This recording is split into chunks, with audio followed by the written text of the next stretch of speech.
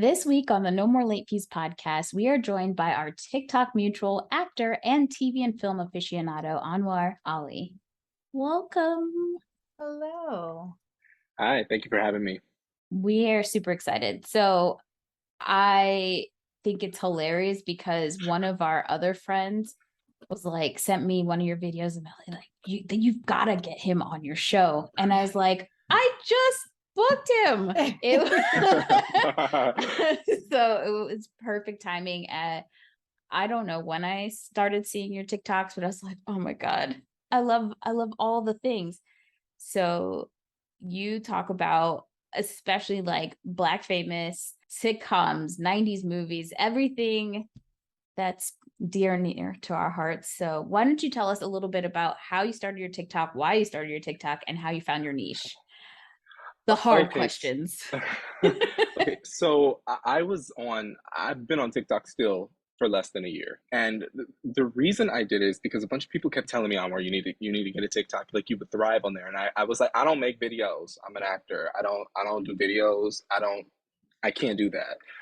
And then I randomly had a friend canceled on me or something, and I had like this rant, and I wrote it, and I texted it to somebody else, and I was like, "This sounds like a monologue."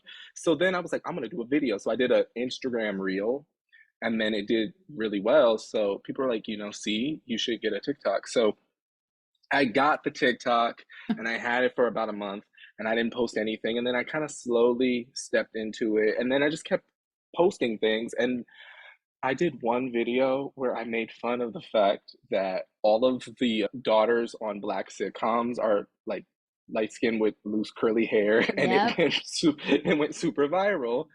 And I kept getting like responses to that video, and so I would do responses, and then I realized, oh wow, people actually are hearing what I have to say about film and TV, and that in a way, I'm learning on TikTok that the things I think everybody knows is not actually common knowledge.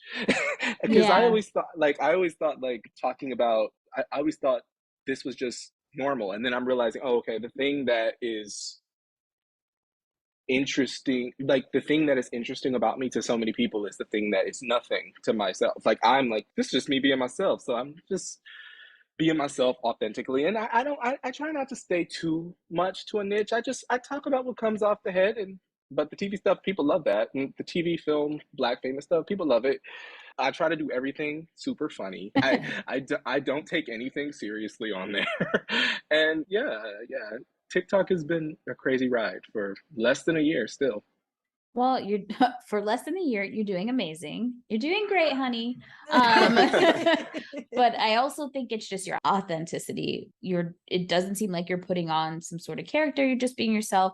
And like you said, the things that you're bringing an added value of knowledge of things that are very, important to a lot of people because obviously we grew up on these shows and movies. When you did Polly, I damn near fell out.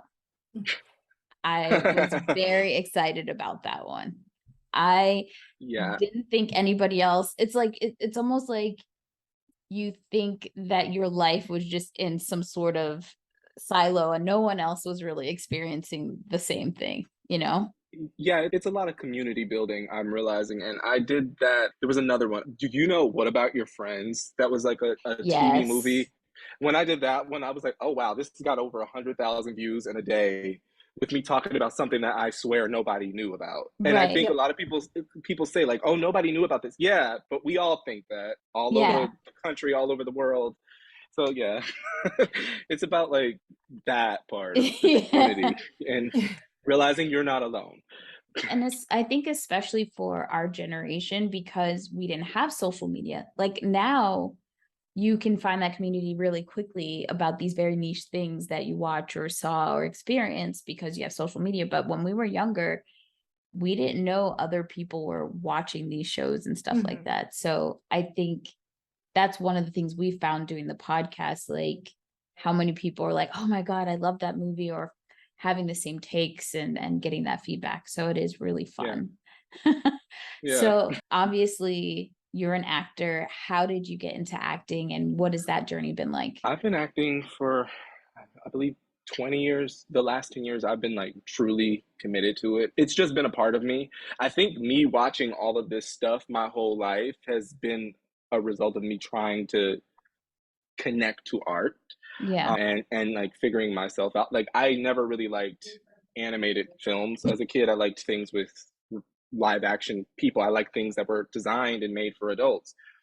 And so I realized, oh, okay, that was just me learning about humanity and connecting to the human spirit. And that's really what I all about, is just connecting us as people. And so then I got an MFA. I have a Master of Fine Arts from Brown University. I graduated in 2020. I was the pandemic class, the first pandemic class. So they like threw us out into the world in the middle of chaos. But I wouldn't have it any other way. I'm here. I'm in LA. I'm doing my thing. I'm acting, creating my own projects, and doing a lot of things in the industry that a lot of people don't know I'm doing, but like I like to I like to not tell people about, because Yeah. it pays my bills Yes. in the industry. Yeah. But it's fun to have people keep guessing. I also don't like to tell people my age on social media. I'm realizing like it's so fun because everybody thinks I'm about like 20 something years old, and I'm like, sure, yeah, I am. Yeah. I'm whatever you, something. They're like, are you 20? You're like 23 to 40. I'm like, yeah, I am 23 to 40. Correct. Perfect. Yeah, we love that. Of course, Black don't crack. I think one of my TikToks, I think I said 40 or something, and people are like, well, it's good to know I don't look 40. So Right. and you know what? I'm not gonna guess, but from your TV watching and movie watching, I think I could pinpoint. I think I could. It's so fun because people try to figure it out, and I'm like, and then it shocks people because I did a video on Brandon Quinton Adams before, and people are like, he could be your dad. I'm like, no, he actually can't be my father. like, factually, he cannot be. We were children at the same time. Right. Someone else one of our other mutuals just did a video on him as well. And I was like, that was my crush. Yeah. Well, I saw that video. What was great about it is that he mentioned all of the films I didn't mention, and he brought up that he was in this film called Ghost in the Machine in 1993. Mm-hmm. It was a movie. It was a movie about when this serial killer gets into the electricity or something and gets this lady's phone book and kills everybody in her phone book. But I just thought it was so funny that he brought that. He was in that movie, and it was the same year as The Sandlot. Yeah. Well, I'm thinking he probably follows you. Maybe he was trying to make sure that it wasn't exactly the same. Well, he followed me as of yesterday. We discovered each other yesterday. It's crazy, right? Yeah. Denise Lawton, she's an actress on TikTok. Uh-huh. She saw my Goofy movie TikTok. Yes. And then she tagged him and then tagged me, and so then we found each other yesterday. Gio is actually going to be on our Jeepers Creepers episode this month. So we're doing spooky movies all month. So he will be joining us. He was very sad that we had done a Goofy movie before we became friends. So yeah. I love that. I love that we're all slowly but surely connecting with each other. So that's awesome. Yeah. Are you ready for a game? Let's do it. So it's very similar to TikTok, where we're going to give you random Black final girls and you're going to rank them without knowing which one is coming next. So okay. there's only 5, but it may be harder than you think. So great. So our first one, Sana Lathan playing Alexa Woods in Alien versus Predator. So like put her from 1 to 5, right? Yeah, 1 being the best, 5 being the lowest just in this list. The thing is, Alien versus Predator is not a great film. This is true. But how was she? Like very important Black final girl. Yes. Very unimportant film to be a Black final girl in. I'm gonna say 5. Just to be safe. Okay. Next, Jada Pinkett Smith playing Geraldine in Demon Knight. 1. Wow. Okay, that says a lot for our episode. 1. Loretta Devine playing Reese Wilson in Urban Legends. Ooh, like the underrated black final girl. Like I'm gonna go with, you know what? She saved the day twice, too. Yeah, 2 movies, yeah. She did. Hmm. Radiga playing Maggie Bess in 13 Ghosts. Okay, so I had 1, 2, and 5, right? Yep. Um, the thing about Rod Digger's performance is it's Rod Digger's performance, but like she was also the best part of that movie. I'm gonna say 4. Okay. And last but not least, Brandy playing Carla Wilson, and I Still Know What You Did Last Summer. I knew it. I'm gonna 3 because she kept slowing them down, but she also lived and hid the whole time at the end, like, and came out when it was safe. So 3. That Okay. is an excellent synopsis. Yes. So I have a quick question for all of us now. If you could resurrect one horror queen from the dead to be the actual final girl, who would it be and why? If you guys need time to think, I'm ready with mine because it will forever. Say yours. Okay. Sarah Michelle Gellar, and I Know What You Did Last Summer. Helen Shivers. Why? Because clearly Jennifer Love Hewitt should have died. Every day. Every I was day. looking up her character name, but that's who I was going for Yes. too. SMG. 100%. Well, if Jackie's also going to pick her, I'm going to pick the best friend in Scream 2 as well. Did not deserve to die That's at true. all. Elise Neal's character? Yes. Oh, you're right. All she was trying to do was help her friend. But here's my thing.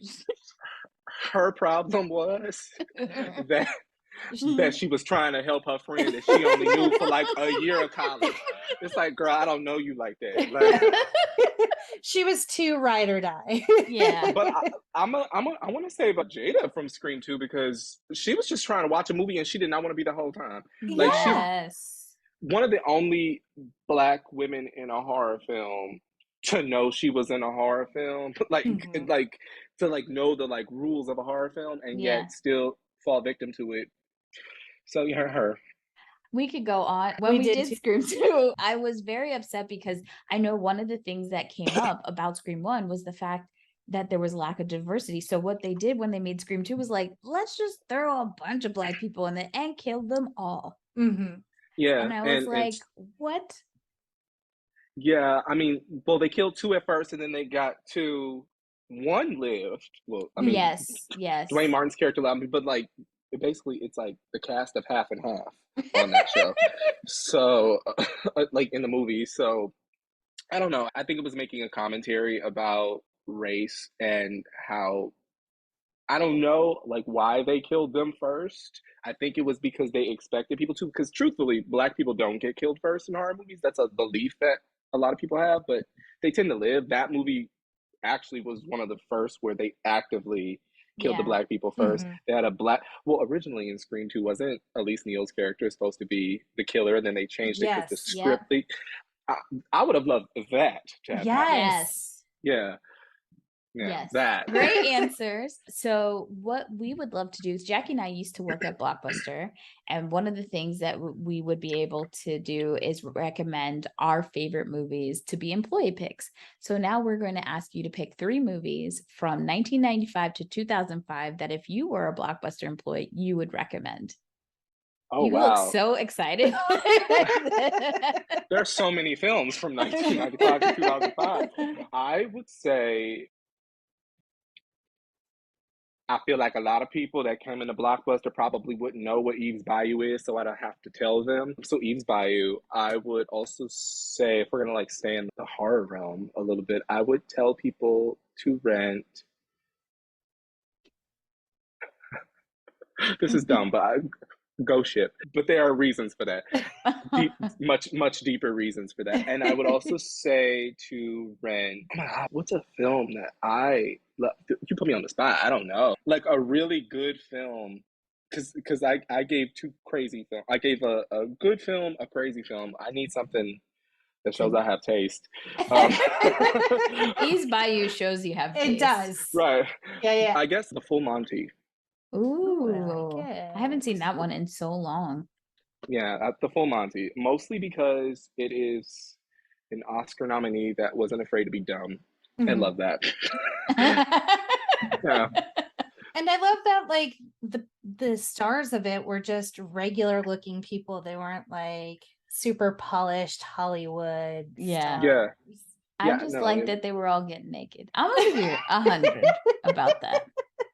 and they got regular looking people naked, and they were like, Yeah. you know what? I'm so happy. And a lot of them blew up after that movie. Yeah. Yeah. Like they weren't popular then, but after the movie came out, they've really been working. Yeah. Booked and busy. Yeah. Well, if you guys want to check out Anwar's social channels, why don't you tell everybody where they can find you and see your videos? Okay, well, you can follow me on TikTok and on Instagram at TheAnwarAli, TheAnwarAli. So it's my name. I like And that. yeah, I post whatever comes to my head. It's stream of consciousness, really. But I'm being authentic. I'm being Yeah. authentic. Love it. Yeah. And you guys can always check us out at No More Late Fees on TikTok, Instagram, Twitter, Facebook, and YouTube. And stay tuned for our Demon Night episode with Anwar later this week. And as always, be kind and rewind.